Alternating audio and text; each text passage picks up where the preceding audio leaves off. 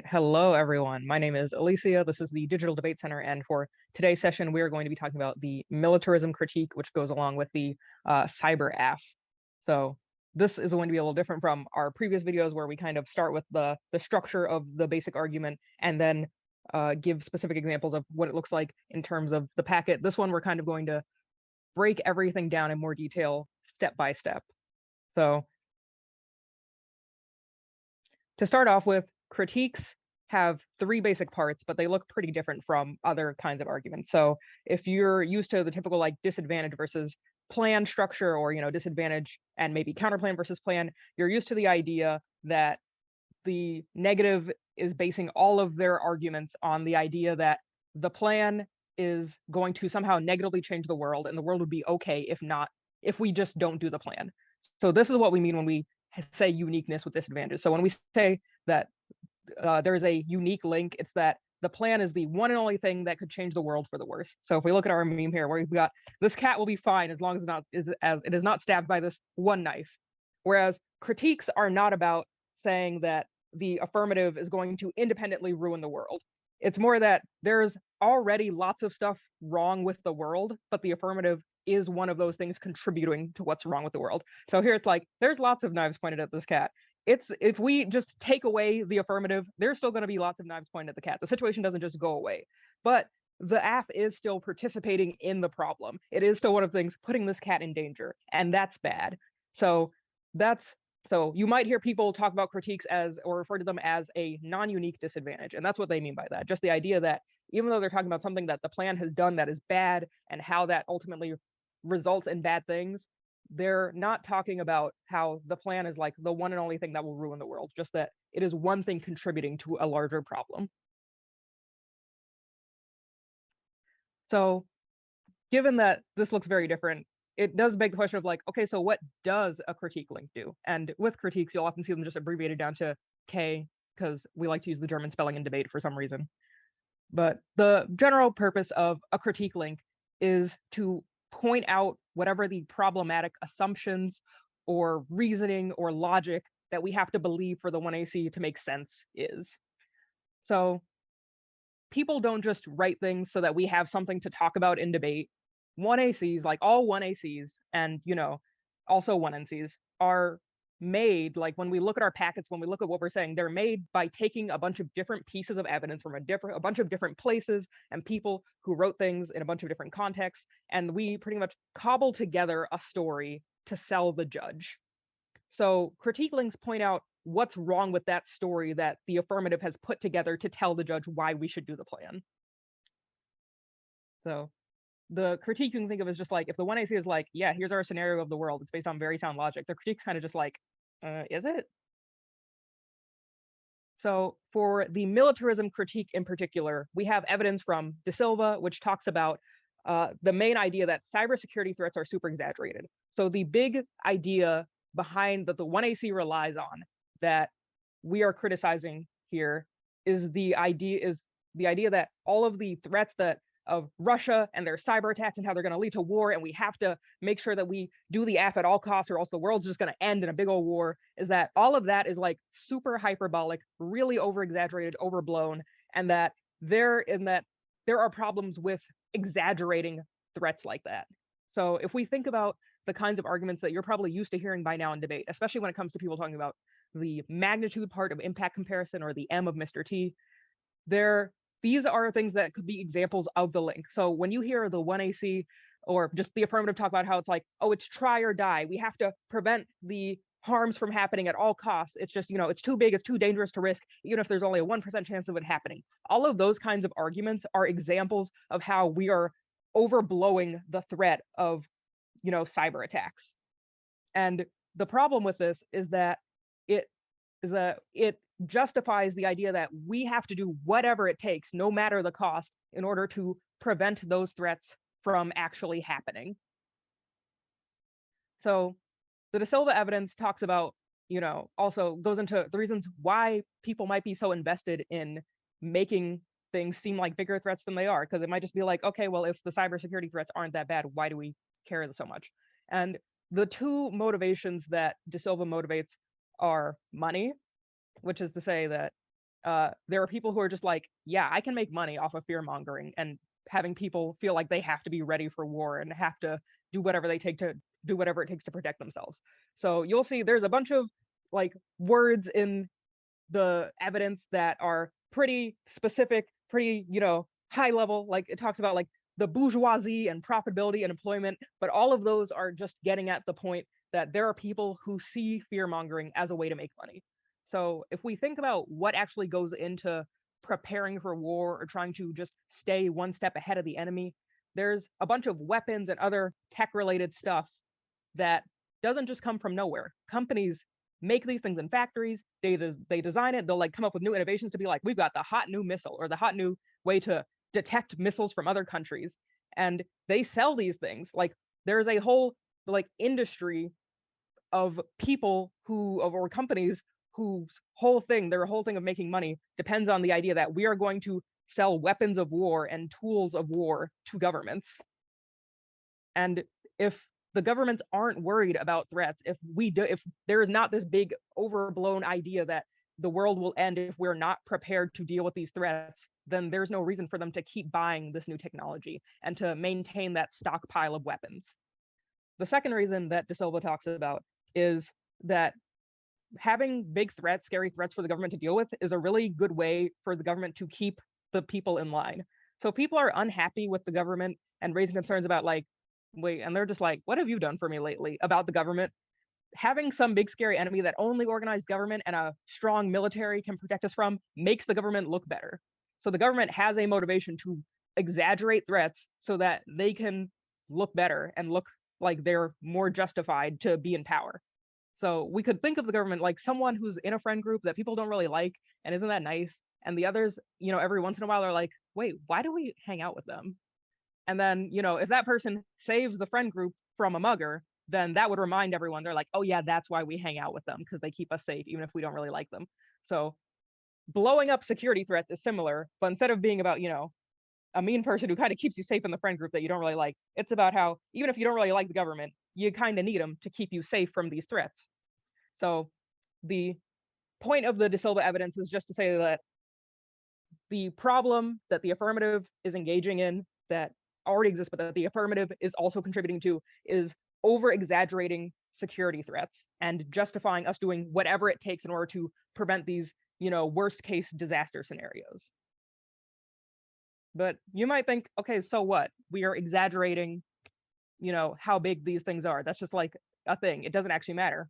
So critique impacts in general explain how that problematic ideology or logic that the 1AC relies on ultimately causes other bad things. So we can think about it like a domino effect. To go back to our comparison to a disadvantage versus a critique, a disadvantage is kind of just like, oh, you've knocked down one set of dominoes by doing the plan that ultimately ends in one thing. Critique links, instead of looking at just kind of one scenario for how one bad thing might happen, tend to look at how the implications of whatever reasoning we use to justify the plan also sets off a bunch of other dominoes and a bunch of other impacts. And even though we're mostly going to focus on one when we talk about the impact for this piece of evidence, if you're just looking at it and thinking about it in depth, you can actually think about other ways beyond just what we're going to specifically talk about that are things that a militarized or securitized mindset also does that are bad. So for this specific critique, we have the Dillon evidence. It is a classic piece of evidence for this critique that I know has a bunch of really big words and very specific language that probably does not make any sense. And even if you just try to like look up the definitions, it still might not make any sense. And it references a bunch of people that you might not have heard of. So this evidence is written by people and meant to be read by people whose job it is to just keep up with like research in their very specific fields of study. So don't worry about knowing things like who is Foucault or Heidegger or, any of the specific like niche terms that are in here. There's one key phrase that kind of gets at the idea of what this argument is about, the way we're using it in debate.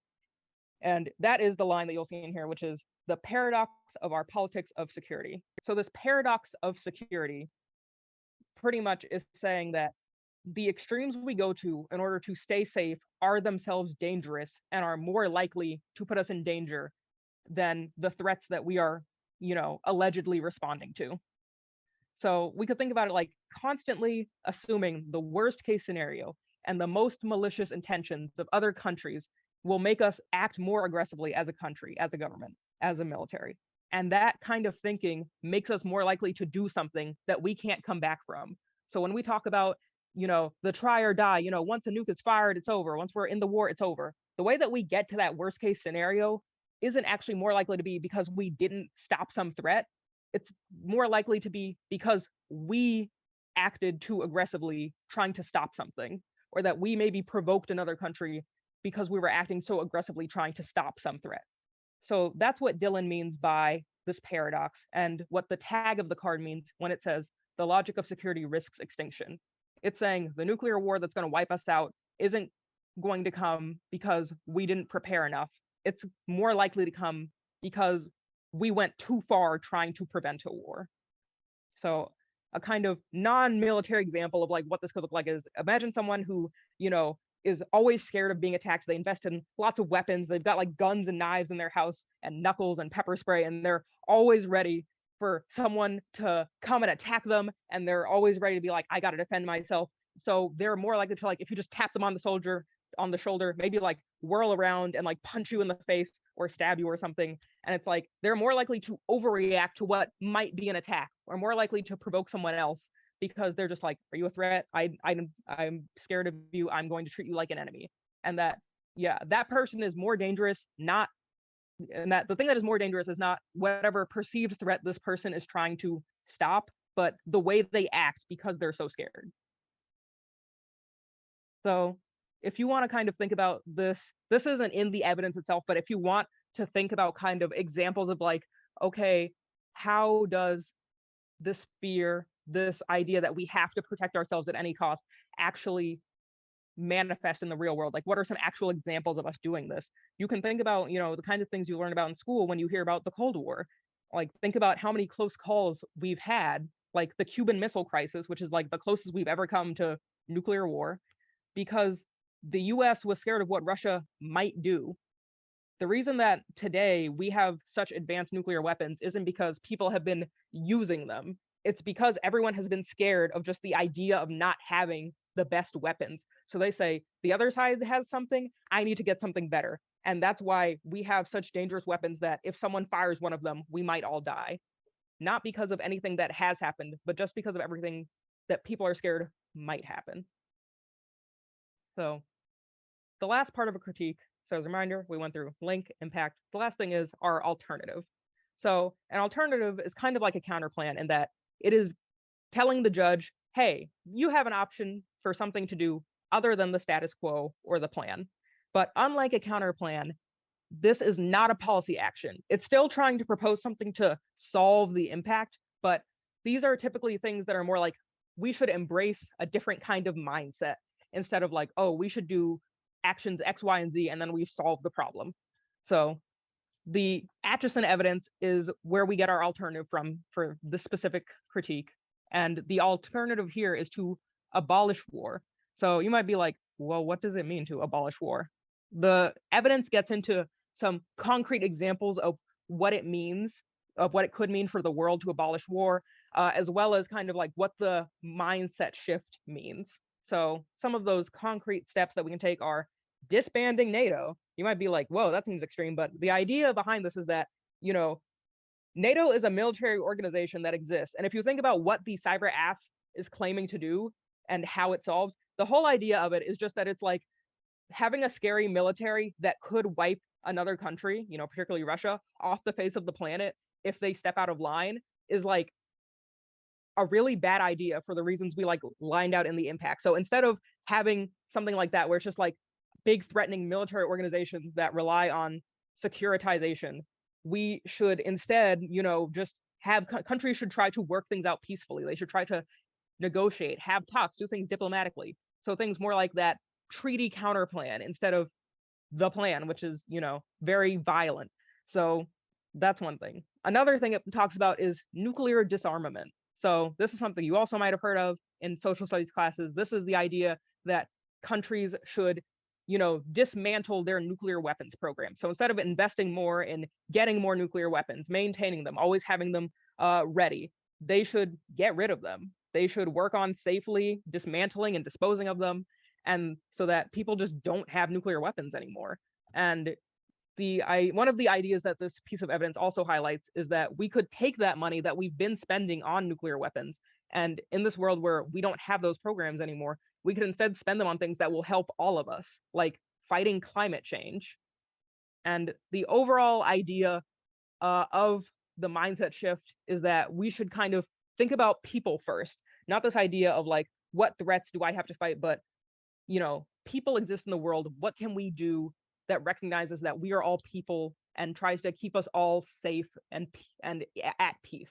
So one of the things that this piece of evidence criticizes is the idea of peace that would align more with what the affirmative is thinking, where it's like, well, technically it's peaceful if we are not actively at war, even if, we're constantly on red alert, ready, like pointing a gun at Russia, like, okay, well, if you step out of line, we're all going to shoot you. Like, that is what the affirmative could consider peace. This piece of evidence is like, that is not peace. That is a very tenuous state that really is not worth having. And that what we should be striving for is an actual period where people are not scared, where people are not actively worrying like, okay, well, if another country steps in line, we could all die tomorrow.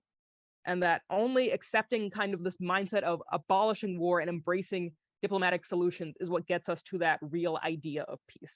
So that's a big part of what this gets into. For those who are viewing this on YouTube later, you can see that we'll have some other stuff in the description about that you can look at that's kind of like helps you think through kind of specific ways to talk about the link in the context of the 1AC. Also, other ways to kind of think about the impact in terms of like, how do we get from being scared to bad things actually happening? So go ahead and check those out if you want to think about these in more depth and go kind of beyond the evidence to think about these arguments. Wait, Elysia, did you start? Okay, so I'm going to talk about the answers to the militarism critique. So the way I've organized this is first I'm going to talk about generally what kinds of answers you can make against a critique if you're affirmative, and then I'll go into the sort of specific set of evidence we have to answer the militarism critique for the cyber affirmative. So firstly, in terms of the basics of answering the critique, or the K for short, there are, I think, generally two types of answers. First, the review answers, and then the case-specific answers. So what do I mean by review answers? Well, you can sort of think of a critique as a type of counterplan with a type of net benefit, right? They're all sort of considered one argument in a way that, like, usually counterplans and disads are not, but you can think of the link and impact sections of a critique as sort of like a mini disad, and then you can think of the alternative as a type of counterplan, a very different type of counterplan, but sort of similar in its broad scope. So if we follow that analogy, then sort of the first type of review answers that we can make are answers to that mini disad, the link and the impact. So here would be a review of how you answer a disad, right? Since you have the link of the impact, but not the uniqueness, you can say either on the impact, oh, there is no impact, or you can say either no link or no impact, which is essentially the plan does not cause the bad thing to happen, or is not participating in sort of the bad systems that the critique criticizes. And then no impact would be the thing that the critique says is really bad is not in fact all that bad. The link turn would be to say something along the lines of the plan actually, like, stops bad things from happening as per the critique, or the plan is actually in direct opposition to the sort of systems or structures that the critique, again, criticizes. And then the impact turn would be essentially that the bad things that the critique says would happen are actually good things. So that's sort of the first level of the review answers. the second level of the review answers would be arguments you would make against the alternative, and you would sort of think about this as like a counterplan. So in terms of answering a counterplan, right, you have permutations, which are essentially arguments that the plan and the alternative can happen in the same world, right? That it's not an either or choice between the two, but that you can do some combination of both. Then there's offense, which is essentially that the alt causes something bad to happen that's usually unrelated to, that might be unrelated to what's going on in the 1AC, but otherwise is not like necessarily something that the 1AC directly talks about. Theory, which is essentially that there are the K and or alternative are bad from like a debate practice standpoint. So for example, the big sort of theory argument against counterplans is conditionality, which, to abridge that very, very shortly, is essentially the argument that conditionality is the argument that the negative can choose to not go for a counterplan even if they've introduced it in a particular debate, and they don't have to include that or go for that in the 2NR. And then the affirmative team can raise a theoretical issue with that and say, no, conditionality or maybe unlimited conditionality is a bad thing and should not be, for the good of the game of debate, should not be sort of allowed. Then sort of the last argument is, or last kind of argument is solvency deficits, which are essentially reasons why the alternative doesn't solve the case. Now, here I will make a sidebar and say, well, solvency deficits are some of the most important arguments you can make against a counterplan. They are not necessarily as important against a critique, because against the counterplan is directly trying to solve the affirmative. And so that's sort of the main point of disagreement between the F and the neg, whether or not the counterplan does actually solve the affirmative. Whereas the K is all about, you know, the F's mindset, what kind of things does the F believe in, and whether or not those things are good or bad. So usually there will be like some discussion about whether or not an alternative can solve sort of the mindsets that might cause the F's impacts in the first place, but generally there's not a lot of emphasis put on alternatives solving the case, or at least not in the same way that a counterplan would solve the case. So the next kind of arguments, and this is a shorter section, is arguments that you can make against critiques specifically and not against either disads or counterplans. So the first and arguably the most important argument is framework. Now, framework is essentially arguments about how the judge should go about their decision-making process. And I'm not talking about that in the sense of who spoke better, was better dressed, made better eye contact, but rather in the sense of, for example, do you prioritize pragmatism or morality when making your decisions, right? Does the feasibility or actual potential of a certain course of action to be realized, is that more important than whether or not that's a good thing or not, right? So these are the sorts of questions that is raised in a framework debate. So the sort of meme I have over here is a choice between education, right? Whether or not we are getting good education from a particular debate, or fairness. And then this is sort of the judge who's trying to choose between the two. This might make more sense in a moment when I go into more depth, but essentially framework is essentially an argument that the affirmative introduces, or usually introduces, in the 2AC. That's about how the judge should go about making their decisions.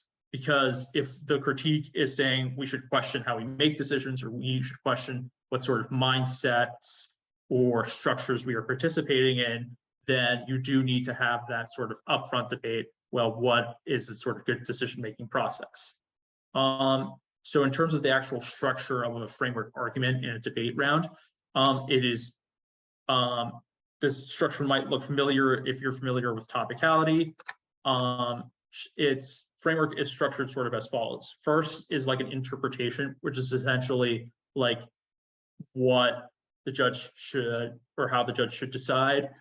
Then a violation, what the other team has done to sort of not meet that framework, and then standards of voters, why the judge should prefer that framework. So as an example, the negative will maybe want to say that we should consider the 1AC not as like a policy proposal, but instead as some sort of research project or speech act, right? If it's a research project, it's about what kind of research authors thinking that the AF is drawing upon and why. Or if it's a speech act, it would be something like, why does the 1AC construct sort of the narrative that it does? And that we should instead understand the 1AC like that. So that's kind of sort of the general negative arguments, or that the negative framework arguments are all about how we should reconsider the 1AC, and we should put it under a much more critical lens than we would in like a counterplan and disad debate, or a disad and plan debate. The affirmative will usually just say something to the effect of the judge should weigh the plan as implemented, right, against like the alternative as implemented, as in we should sort of think of critique debates as plan versus counterplan debates, right? Like, is the alternative, or is the world of the alternative desirable, or is the world of the plan desirable? And the AF will try to do this so that they can better sort of make use of the impacts or the offense from the 1AC. Because usually 1ACs will not be constructed to say, oh, the plan is good and it beats the framework under this specific critique, right? The plans will usually be written in sort of a policy focus, we're going to answer counterplans and disads type of way. So the AF sort of wants to maximize its ability to use the 1AC.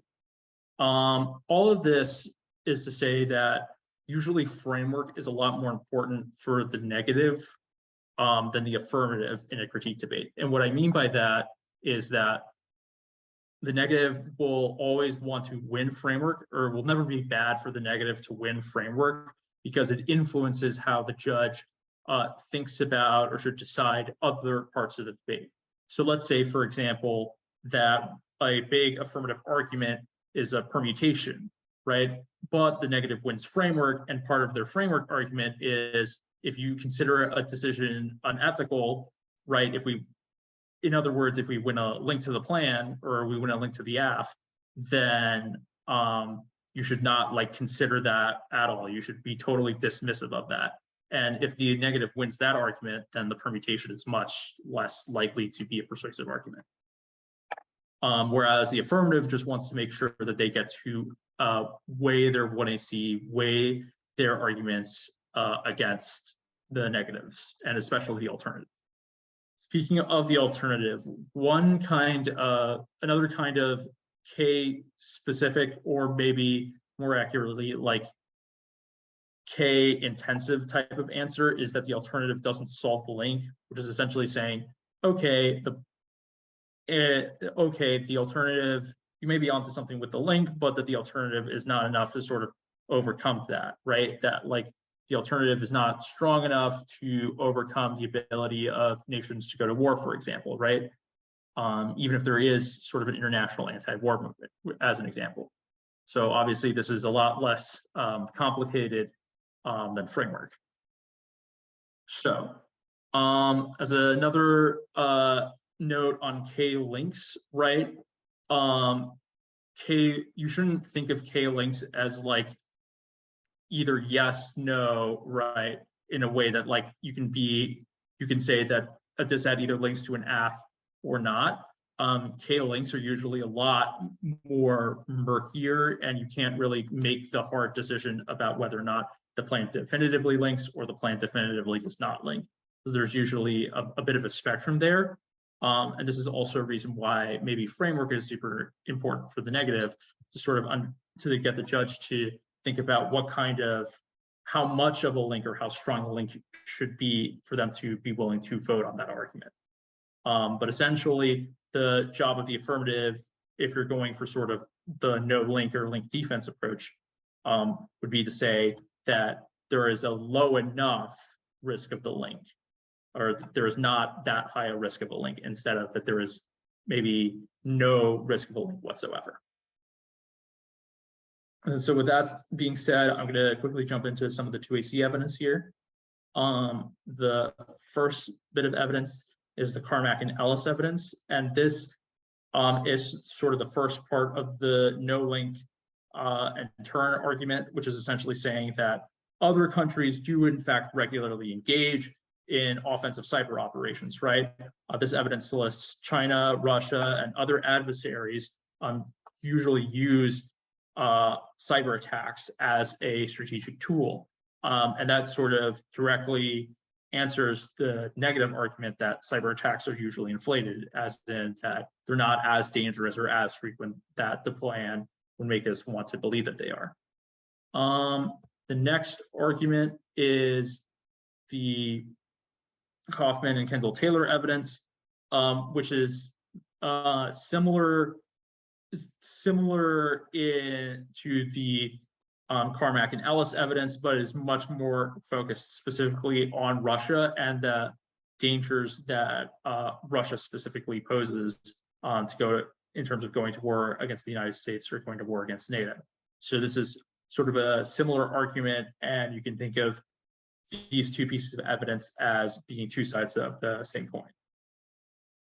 The Vakitov and Zyka evidence, I'm probably mispronouncing that, is an alternative fails argument, right? That like it doesn't solve the affirmative, and it doesn't solve the links because it doesn't prevent Russian aggression. It does not prevent the possibility of war happening. And obviously, the implication here is that if we have to confront Russia militarily, right, then the plan is a good idea insofar as it like confronts Russia militarily by, in the example of the cyber AF, deterring them from committing more cyber attacks against NATO or against the United States. And then the last argument is the Carafano evidence, which is another kind of alternative fails argument, but in a sort of different direction, where instead of it being that the alternative does not, prevent war with Russia, the Carafano evidence says that anti-war movements in general aren't that effective at changing foreign policy, right? The alternative can be understood as a type of anti-war movement, but to the extent that that is the case, right? Like a real world that the sort of political project that the alternative says is good is like an anti-war movement. We should not have war to begin with. That Carafano evidence says that would not actually cause changes in foreign policy, that it wouldn't actually cause the United States or Russia or any other country into becoming more peaceful. So that concludes my slides. Yeah.